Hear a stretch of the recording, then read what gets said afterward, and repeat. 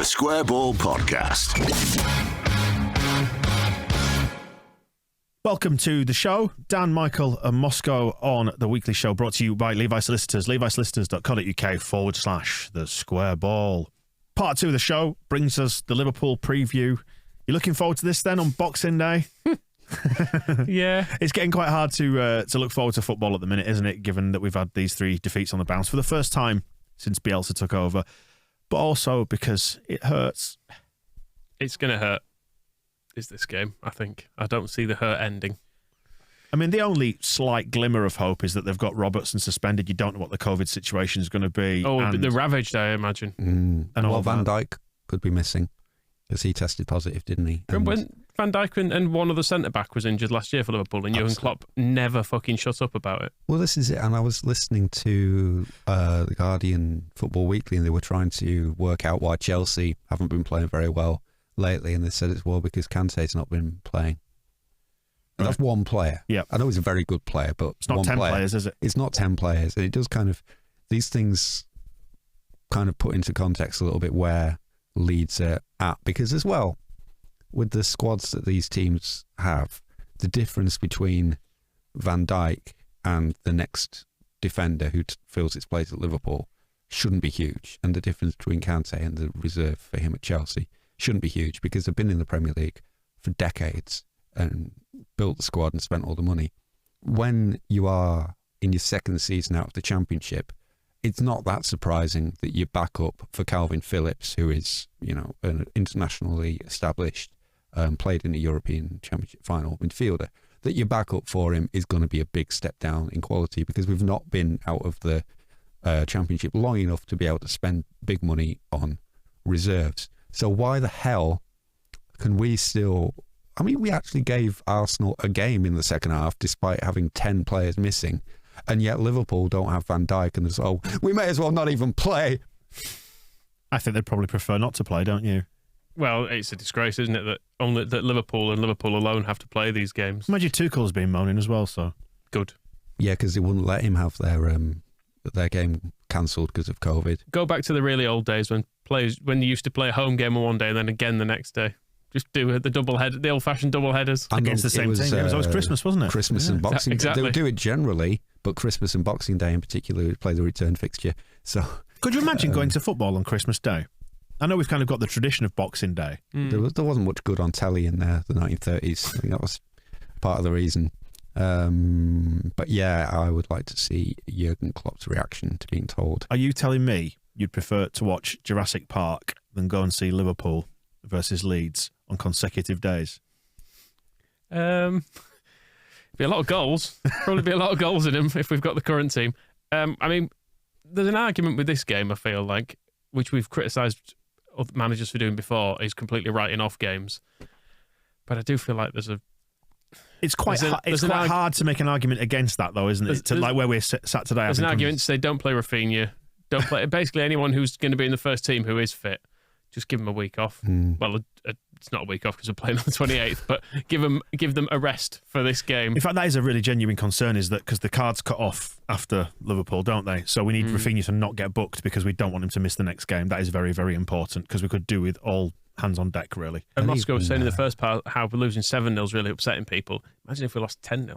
Imagine how cross people would get then. As a target, lads. And because if we're talking about rushing Patrick Bamford back, or even just bringing him back, what's the bigger benefit? Get him in the team for this, or give him a few more days off and bring him back for Villa? The other thing as well is it'll take Joffrey's shirt, and nobody's going to be happy about that because we have that weird contradiction where we really want all our first team players back, but we also really want Gelhardt to play. So Pat Bamford coming back is probably the best thing that could possibly happen to Leeds, because even when we before the injury crisis, defence was doing all right, but we weren't scoring enough goals. So we need Pat Bamford back. We have to unleash Joffrey in Liverpool. He's in Liverpool, so that's true. I'd not considered the home game. It's a home game for me. Aspect, yeah. All right, so go on. Do we know his allegiances? Wigan. Yeah, he's not. No one from Liverpool's a Wigan fan. They've got two. They've got two. Tranmere. They've got two proper teams they can support there. I'm sure. I know he was there as a youth player, but there's no way with that accent he's looked out of his bedroom window as a child and gone, yes, Wigan. That's where I want to go. He may be neither. There is a report from 2019 where he says that both Everton and Liverpool have snubbed him 3 or 4 times. He said to Wigan's official website, so maybe he hates them both. Well, we can hope, can't we? Can he play deeper, do you reckon, Joffy? Or can Bamford do it? Because neither. Just play Roberts. Don't get silly. Well, I'm not surprised you've said that. I do have a question. Is it not worth a go? Bamford's first touch is awful. Is it? Yes. We've seen it like earlier in the season. We highlighted this. Did we? Because everybody's been on about we should play Bamford at 10, but the number of times he fails to just trap a simple pass. I actually think Gelhardt would be... Well, everybody says that about Gelhardt just because he looks a bit like Wayne Rooney, but he's never played there. And he never does. Because Greenwood's taller, everybody assumes that Greenwood is the centre forward, but he never plays there. So after a while, you start to think that Bielsa and Mark Jackson, who keep putting Gelhardt at 9 and Greenwood at 10, I just want players I like in the team. Something about it. Well, it is true. Like, how do you get? Because it's more difficult when Bamford comes back that he's going to take the shirt of a player who actually really does look up to Premier League standard. Whereas, bless him, Cody Drama, I think, needs a bit more time and work. You'd probably say the way he played against Arsenal, you want a first team player back, but there's kind of a weird... I think the fewer teenagers or kids that we have on the pitch at one time, the better. So it's not really the time for shoehorning Gelhardt in just so we can admire its chubby little ginger cheeks. Those rosy cheeks. I've got a question for you then about the parameters for this game, and they are: how bad can this get, all the way through to how good could it be? What are your bookends for this game? Because we've obviously lost 7-0 to Manchester City this week, and Liverpool beat us at a fair old canter 3-0 at Ellen Road earlier this season. So bad versus good, where will it land? I cannot imagine we win this game under any circumstances. I've got to be honest. Short of them having someone sent off really early, probably Mo Salah, because I think whenever he's on the pitch, we'll probably lose because he's just ridiculously good at the moment. He scores the same goal every single week and no one can do anything about it. He gets the ball, he cuts inside, or shoots it across goal, and everyone's like, fucking hell, it's good, isn't he? He's put it in again. TalkSport tell me that Joffy is a Liverpool fan. Okay. So he should play in this game, score a hat-trick against them, and we'll win. He'd love it, wouldn't he, if he scored against Liverpool? Definitely. I mean, he loved scoring against a fairy tale Chelsea. It was probably one of the best interventions Tyler Roberts has made this season. Is not the beautiful assist, but just that one hand he kept on Joffy's shoulder, just like, don't go in calm down. He really he was off like a little meteorite into the stand if he hadn't just been kept put reins on him. A retractable lead. Yeah, like an errant dog.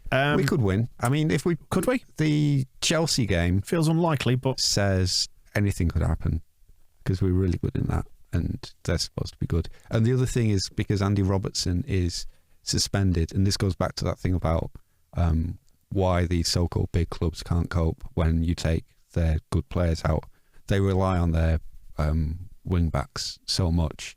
I don't know who plays instead of Andy Robertson, but I'm pretty sure that if you listen to Jurgen Klopp, he'll just say it is some terrible loser who they shouldn't be expected to have to suffer being on the pitch. But that is a genuine... James Milner. Yeah. I'd like to see Rafinha giving James Milner the runaround. I think that could be entertaining. I like James Milner a great deal. Would that not be a disrespect on Rafinha's part? Yep. But it would be nice. I mean, you saw the way he went after Ben White. What's he going to do with James Milner? I'm not sure I could handle that. I didn't mind him squaring up to Ben White because, Ben White's ancient history, whereas a present Leeds United presence like James Milner, I wouldn't like to see them argue. What are the percentage odds of a victory in this? Because I think I probably reflect whatever the odds are.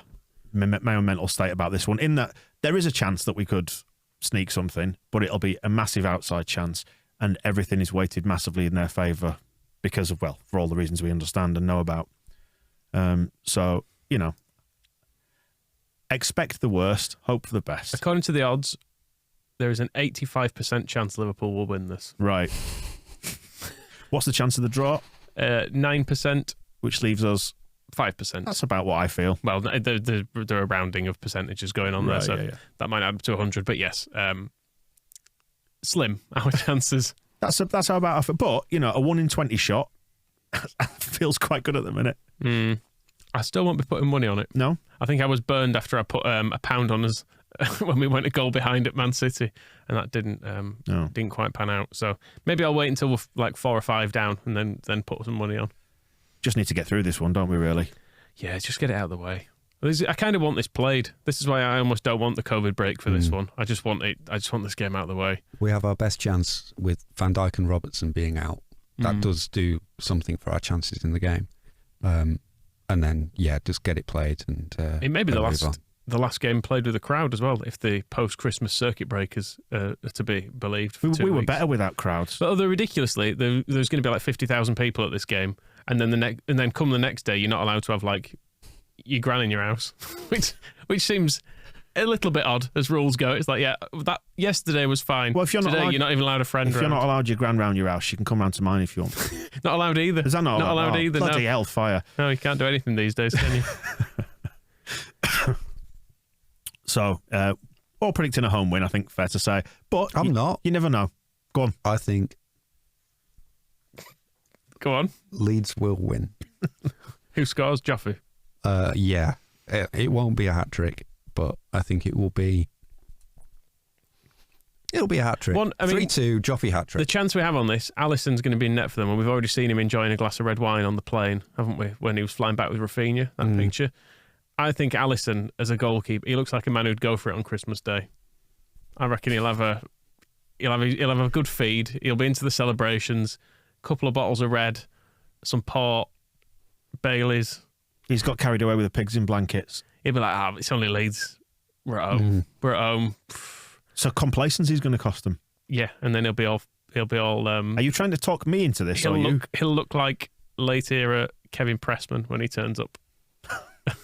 I mean, you can't do that in a day, can you? Truthfully, that sounds like a challenge to me. That's years of work. It's Kevin Pressman fatness, but I mean, that's our chance. There goes part 2, then the preview section of the weekly show. Stick about, then we have Heroes and Villains, where we will choose the good and the bad from the last 7 days. The Square Ball Podcast.